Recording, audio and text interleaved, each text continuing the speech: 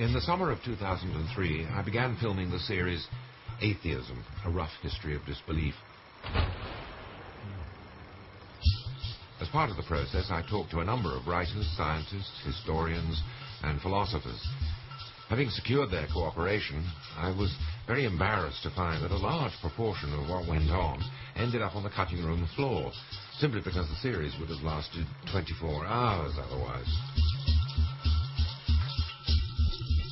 Well, as it happens, the BBC agreed with me that the conversations were too interesting to be junked, and with these 6 supplementary programmes, they've made the extremely unusual decision to go back to the original material and to broadcast at length some of the conversations which I had.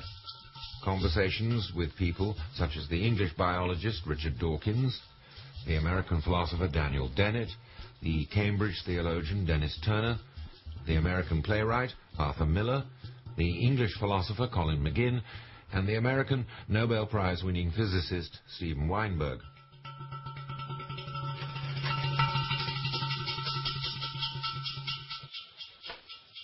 One of the first people I talked to on making the series on atheism was the Cambridge theologian Dennis Turner, whose inaugural lecture on taking up the chair of theology was entitled How to Be an Atheist. Well, as it happens, the conversation we had was never included in the final series, since it turned out to be much more to do with the current relationship between theology and philosophy than it was about the history of disbelief. However, Professor Turner's theological arguments were so interesting and so forceful that I'm pleased now to have the opportunity to show them at their full length. Well, Dennis, I'm reluctant, as you'll see for reasons which we'll discuss, to use the word atheism of myself. I'm reluctant to call myself an atheist, but I get the impression from your inaugural lecture that you feel that us atheists, if I can use that term of ourselves, have somehow, A, missed the target, and also that from the title of your lecture, that atheism is an achievement of some sort, or it's something which one can get good at, and one can do it badly or achieve it badly. Now, I wonder if you could explain to me, first of all, why it is you feel that atheism is something which you have to practice, and practice makes perfect, and we've got it wrong. Well, I think that you've got to find a way of avoiding a certain kind of question if you're going to be a proper card-carrying atheist. I think one begins to be a theist, to start at that end, when one realises that there's a certain kind of question which gets swept off the agenda. And my point was you have to work quite hard to ensure that question doesn't keep on re-emerging. And that question is the question, why is there anything at all? As distinct from, well, how are things, given that we've got them? And I think it takes quite a lot of work, really, to be sure that your position is secure against that kind of question re-emerging, and I think it just does.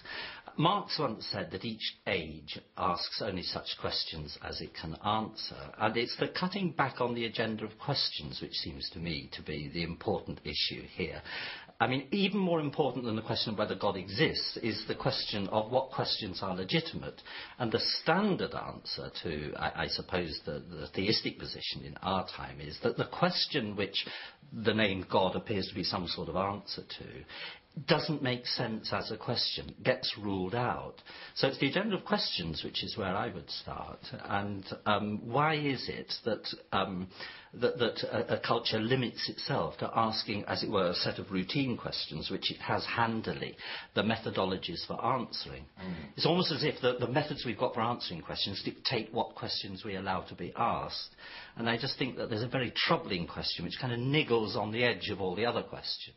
Well, if we can get back to that bigger and more awkward question, but return for the moment to the card-carrying atheist. Yeah. I always get the impression that the card carriers, and there were more of them, as you say, once than there are now, is it not the case that the reason why there were so many explicit article-writing, card-carrying atheists who, as it were, affirmed their position and recruited people and so forth. People like Bradlaugh, for example, or Annie Besant, and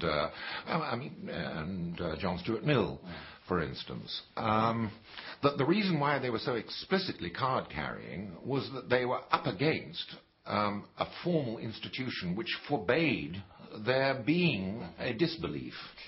Sure. I mean, those were the days when it was intellectually interesting to be a card-carrying atheist. I think it ceased to be intellectually interesting, which is why I find the likes of a card-carrying atheist like Richard Dawkins to be really just an inverted image of a certain kind of rather narrowed-down theism.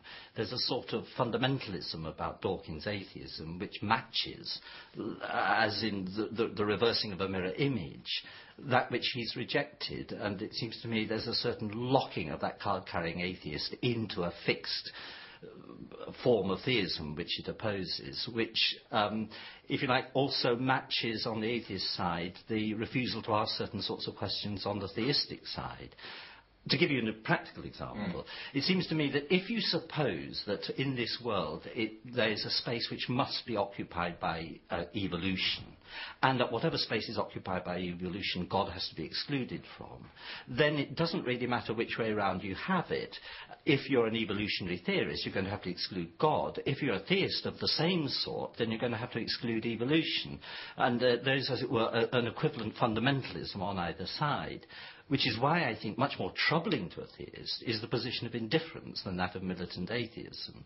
Well, your position, as distinct from Dawkins, for example. Now, I want to ask you then, why is it troubling to you that there should be people like myself for whom it's a matter of indifference, to whom, to speak for myself, the question really never occurred. It never entered my mind when I was a child. I heard people using this strange glottally stopped monosyllable and never knew what it was they were talking about. I've never had a more intellectually exciting life than yours. I mean, I think everything does hang on the question of whether God exists or not. And I think that, on the one hand, I'd like to re-educate some of the card-carrying atheists into what it is they should be denying, as distinct from what it is they do deny. On the other hand, it does seem to me that there are questions which remain to be asked, and I think challenging people to ask them, and asking them why it is that when presented with a question, why is there anything at all rather than nothing, they seem to rule it out as an intelligible or sensible question, or at any rate as a question which doesn't matter. It seems to me that it must matter, though in a rather peculiar sort of way. It's not going to make any difference to how you understand the world if the answer is there must be something which accounts for the fact that there is anything rather than nothing. It accounts for the existence of what there is, not for the kind of thing, kind of world that it is. And I think that, as Wittgenstein said, it's not how the world is, but that it is that is the cause of astonishment. And I think I'd just like to try and arouse people to a stronger sense of that astonishment, that there is anything at all. Well, there might not have been. Well, you see, while I think there is something startling and remarkable about the fact that there is something, and that it never ceases to amaze, and to produce all the feelings which religious people of various denominations say, where do you get your spiritual feelings from? Now, I hate to use the word spiritual, but the feelings of awe or splendor, or what Freud referred to as oceanic feelings that I get, are as suddenly catching myself out and saying, it's amazing that, A, that my consciousness exists, and that my consciousness has content at all. But where I find I differ from you, even in this attenuated, non-idolatrous form of theism, is that if you can ask the question, why is there anything at all, and the answer to that seems to be, there is something which accounts for it, then I find myself, well, why is there God then? Why does the question not go into a series of infinite regresses, asking the question about why the cause of it all, or the bringer about of it all, does not itself, himself or herself, require some sort of... But now, you see, you and I are engaged in an argument. I mean, we could have a discussion about that, and a very complex and detailed discussion about it. And it just seems to me that that's where I would want to start, with a sense that there is a problem here. And that there is a problem here at least moves one away from that condition of absolute intellectual indifference to the question of